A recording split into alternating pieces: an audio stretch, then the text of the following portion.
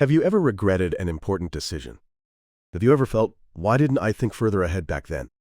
The answer is simple. Ask, and then what happens? 3 times. Imagine the results 1 year, 5 years, 10 years from now. Why does it work? This slide explains it all. Your brain automatically prioritizes immediate results. This is first-order thinking. You see the benefit and make a decision on the spot. But you don't think about what happens beyond that benefit. Second-order thinking overcomes this blind spot. It means thinking all the way to the indirect and long-term consequences beyond the direct result. The person who brought this concept to the investment world is renowned investor Howard Marks. In his 2011 book, The Most Important Thing, he said, "First-level thinking is something anyone can do. Second-level thinking is the only way to differentiate yourself from the crowd." And Ray Dalio says the same thing in Principles. In every important decision, always consider the second and third-order consequences. This habit fundamentally transforms the quality of your decision-making. This is achievable. All you need to do is ask, and then what happens? 3 times. This will change the way you make decisions. Today, let me show you the science behind it. First, let's understand the fundamental difference between first-order and second-order thinking. What is first-order thinking? It's the mindset of, if I take this action, I'll get this result. It only considers the direct outcome. Daniel Kahneman called this System 1. It's fast, intuitive, and requires no mental energy. But this System 1 gets pulled toward obvious, short-term gains. It automatically skips thinking ahead. This is the default setting of the human brain. Imagine a doctor prescribing painkillers to a patient. A first-order thinking doctor thinks, this medication will stop the pain. Prescribes it. The patient's pain stops. Case closed. Or so they think. But a second-order thinking doctor reads further ahead. This medication will stop the pain. But with long-term use, dependency may develop. If dependency develops, the patient will seek stronger drugs. Ultimately, they'll face a far greater health crisis. This difference is what separates a great doctor from a mediocre one. And this isn't just about medicine. It applies to business strategy, relationships, and every personal decision you make. The reason Warren Buffett has generated overwhelming returns for decades isn't IQ alone. As mastery researcher Erickson demonstrated in 1993, one of the biggest differentiating factors is the habit and training of, quote, how many moves ahead you think. This doesn't mean ability differences don't exist, but the part you can develop is enormous. Now, let me show you the core. How second-order thinking works in the real world. Look at 3 real-world examples, and you'll see the universality of this pattern. The first example is a price cut strategy. A company cuts prices by 10% to compete against a rival. In first-order thinking, sales increase is where the thinking stops. But what actually happens? Competitors also cut their prices. A price war begins. Every company's profit margins collapse. Eventually, the brand's value itself is destroyed. A short-term sales boost led to the long-term death of the brand. The second example is drug prescription. Think specifically about opioid painkillers. In the short term, they deliver powerful pain relief. But the risks of dependency and overdose are lurking beneath the surface. Patients start seeking stronger medications. The solution created a new problem. This is the opioid crisis that actually happened in America. The CDC guidelines released in 2022 were created precisely to prevent these second and third-order consequences. The third example is regulatory tightening. A government strengthens regulations to crack down on a certain illegal behavior. In first-order thinking, illegal behavior decreases is where it ends. But what actually happens? Workarounds emerge to evade the regulations. The problem resurfaces in a different form. The regulations become hollow. In economics, this is called Goodhart's law. It's the phenomenon where, once a metric or regulation is introduced, people adapt to the rules and create loopholes. Sociologist Robert Merton formalized this phenomenon in 1936 as unintended consequences. Actions that pursue short-term gain produce unintended negative effects in the long run. This law applies to business, medicine, and policy alike.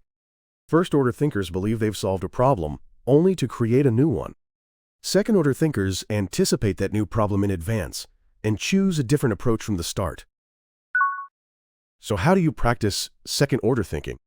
Let me walk you through 3 concrete steps. Step 1.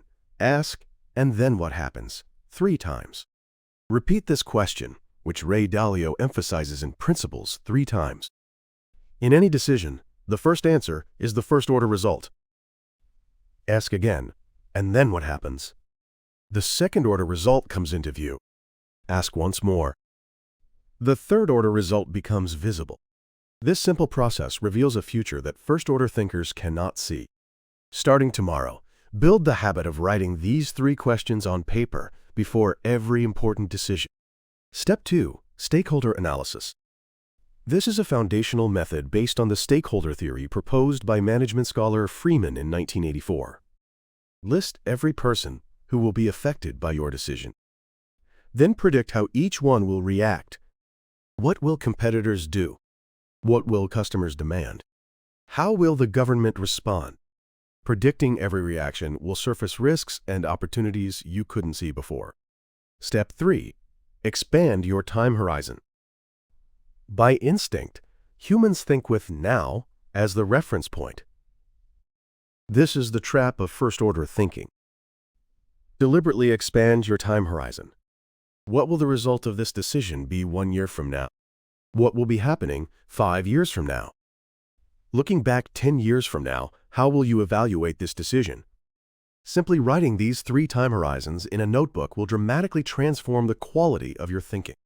Charlie Munger said it best. If you want to succeed, think about how to fail first. Combine this inversion thinking with the 3-step second-order process, and your decision-making will improve irreversibly. Second-order thinking is like a muscle.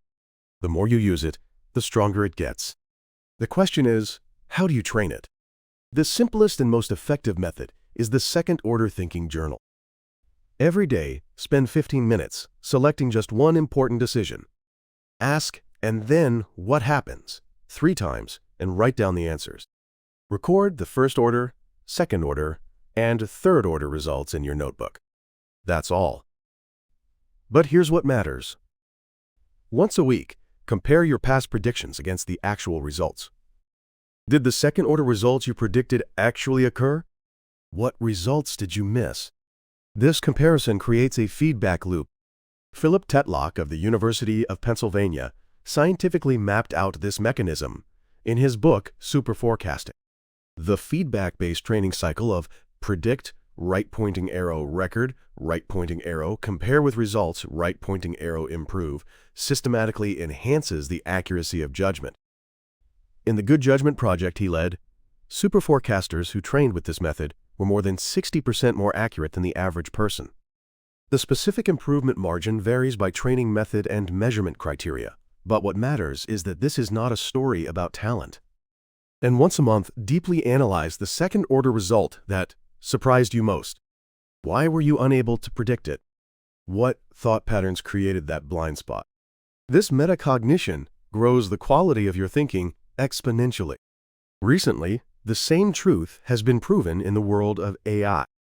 Using a technique called chain of thought, which makes AI think step by step, reasoning accuracy has been shown to improve dramatically.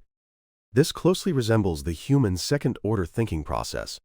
The effectiveness of building up thinking step by step is the same for humans and AI alike. You now understand the theory. So how did the world's most successful business leaders use second-order thinking? Let's talk about Jeff Bezos and Amazon. In the late 1990s, Amazon ran massive losses year after year. Shareholders were furious. When will you turn a profit? They demanded. A first-order thinking CEO would have cut costs and secured short-term profits. But Bezos thought in second order. Invest in the customer experience now. The first-order result is a loss. But what comes after? Customers grow. As customers grow, the value of the platform rises. As platform value rises, powerful market influence is created. This vision, reading the chain of consequences to its end, is what made Amazon one of the world's greatest companies. Elon Musk and Tesla are the same. Back in 2003, building an electric vehicle was called madness. But Musk was reading 10 years ahead. Oil prices will rise. Environmental regulations will tighten. Battery technology will evolve. He designed today's actions with those second and third order consequences already in mind. What about Warren Buffett and Charlie Munger? When competitors started a price war, they took the opposite action. They bought stock in companies trapped in the price war, investing in quality businesses that had become undervalued.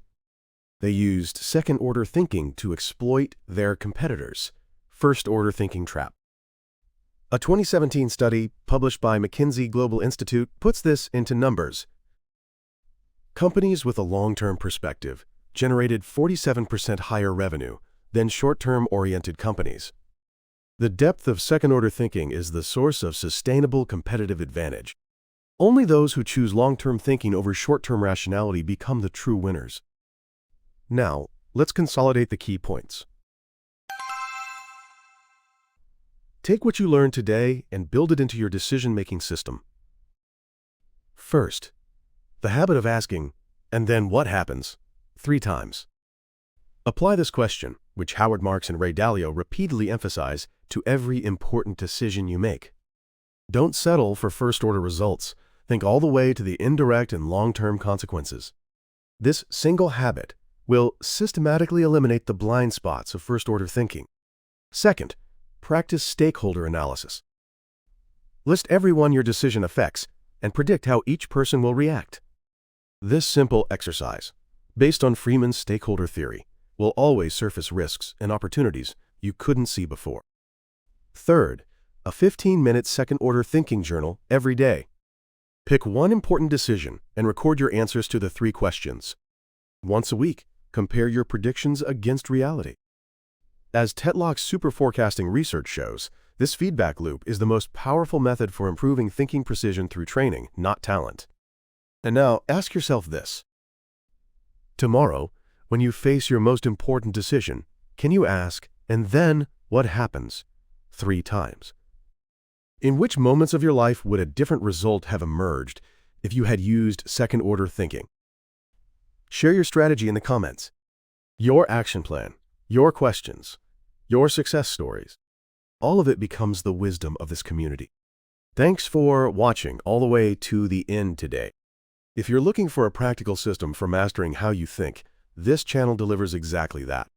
Converting complex concepts like second-order thinking into concrete tools you can use starting tomorrow. That's the mission of the Mastery Project. Subscribe to the channel and join me on the journey to elevate your decision-making to the next level. Turn on notifications, and every time a new practical system drops, your thinking will grow stronger, guaranteed. See you in the next one.